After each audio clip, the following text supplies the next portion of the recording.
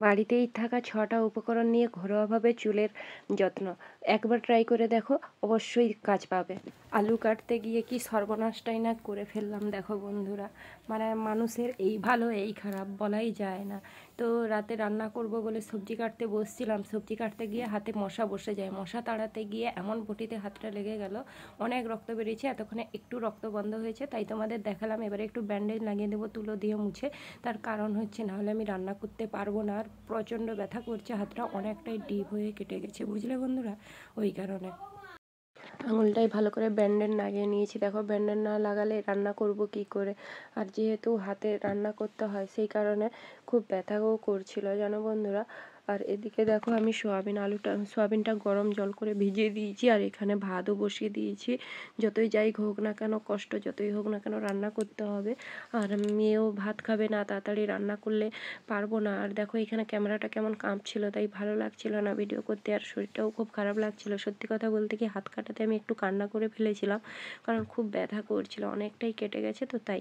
আর এখানে সোয়াবিনটা ভালো করে চুবড়ে নিচ্ছি, তার কারণ হচ্ছে ভিজে গেছে আর প্রচণ্ড গরম জল ছিল, তার জন্য হাতটা দেখো বারবার করে ঝাড়ছি।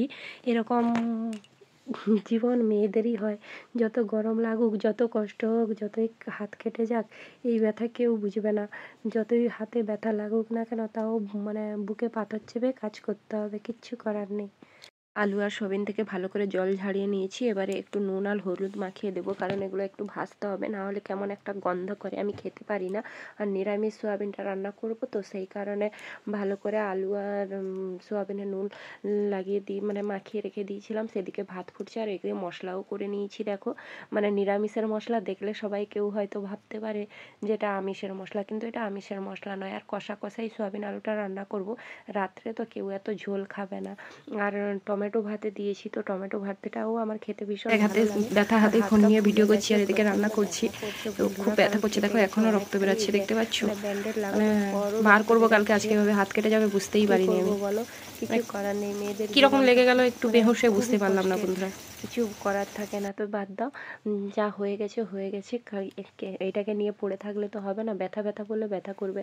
তো এদিকে আমার সোয়াবিনটা ভালো করে কষানো হয়ে গেছে, তাই একটু জল দিয়ে দিচ্ছি, জল দিয়ে ভালো করে কষিয়ে নামিয়ে নেব।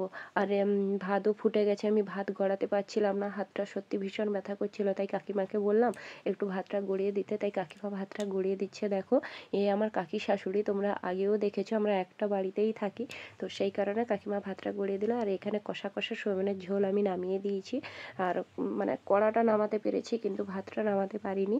আর তারপরে টমেটোটা মাখিয়ে নেব, প্রথমে লঙ্কা তেলে করে মাখিয়ে নিয়েছি, তারপরে টমেটোটা মাখিয়ে নিলাম। তোমরা কে কে টমেটো ভাতে খেতে ভালোবাসো আমাকে জানিও, আমার তো ভীষণ ভালো লাগে, ভীষণ ভীষণ ভালো লাগে। টমেটো ভাতে বলে ভাত খাওয়া হয়ে যায়। কিন্তু এখনকার টমেটোগুলো আর টেস্টি লাগে না জানো তো, যত শীত চলে যাবে আর টমেটো টেস্টি লাগে না, তবুও আমি খেয়ে নেবো, কারণ টমেটো ছাড়া যাবে না।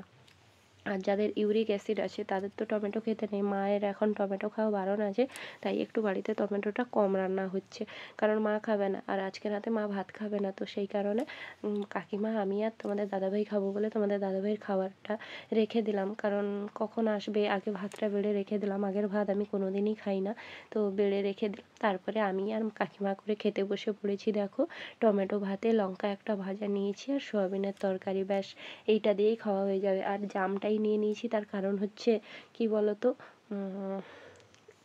কিছুই না। তো আর রাতে ভিডিওটা কন্টিনিউ করতে পারিনি, সকাল থেকে চলে এসেছি একটা দারুণ ভিডিও নিয়ে, দারুণ দারুণ ধামাকাটার ভিডিও নিয়ে। সব সময় তো বাড়ির কাজ করি, নিজের আর যত্ন নেওয়া হয় না, চুলেরও যত্ন নেওয়া হয় না, তাই আজকে একটু চুলের যত্ন নেব চলে এসেছি। কীভাবে চুলের যত্ন নিচ্ছি তোমরাও দেখতে থাকো। প্রথমে একটু টক দই, তার সঙ্গে একটু বিটকে গ্রেট করে নিয়েছি, হ্যাঁ, তার উপরে কি দেব দেখতে থাকো, অ্যালোভেরা, এটা কিন্তু অরিজিনাল অ্যালোভেরা, এটা আমাদের বাড়ির গাছেই হয়েছে। তার মধ্যে একটু চিনি দিয়ে দিলাম, কারণ চুলটা যাতে ভালো থাকে। একটু মিক্সিতে ব্লেন্ড করে নিয়েছি, দেখো ব্লেন্ড করে নিতে কি সুন্দর হয়ে গেছে, একটু জল জল হয়ে গেছে, কারণ টক দইটা আমার একটু মানে বেশি পড়ে গেছে সেই কারণে।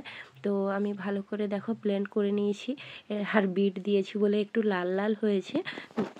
দেখো, যারা বাড়ির বউরা পার্লারে যেতে পারো না বা পয়সা নেই, নেই, পার্লারে যাওয়ার সময় পায় না, বাড়িতে 15 দিন মানে একবার সপ্তাহে ট্রাই করে দেখো, চুল অবশ্যই ভালো থাকবে, আমি তোমাদের কথা দিচ্ছি।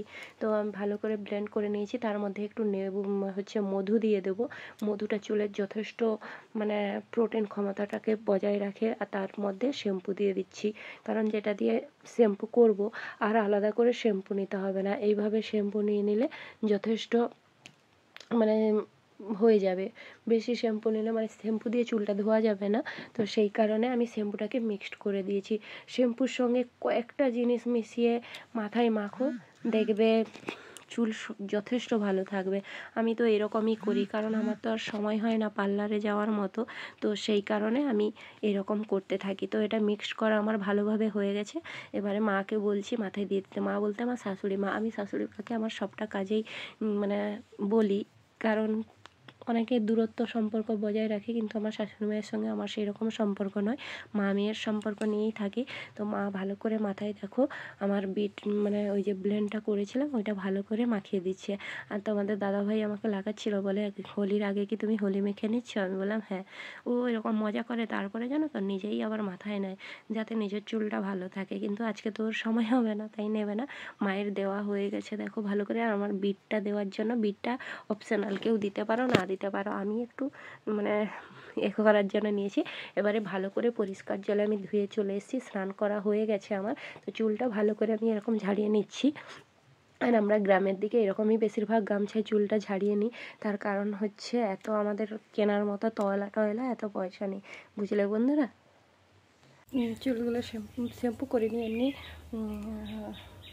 এমনি জলে পরিষ্কার টিওয়ালের জলে ধুয়ে নিয়েছি। এবারে চুলগুলো শুকনো হয়ে যাক, তারপরে দেখবে।